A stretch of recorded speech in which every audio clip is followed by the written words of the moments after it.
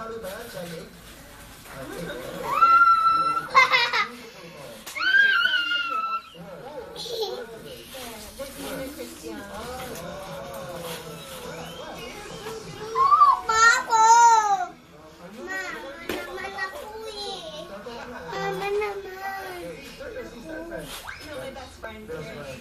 You choose already, you know? Choose. Or just whatever you want. What are you doing? She's very easy. Ako ma. Mama.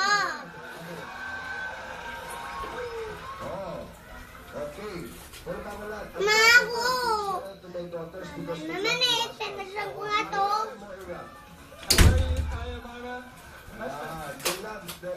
They saw you last Thursday. They went there. Yeah. Support you. Yep. Alright. Okay. So, Sheila. Okay.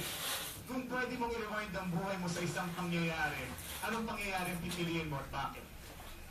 If I could rewind my life to a certain time, I would choose my 18th birthday because all my friends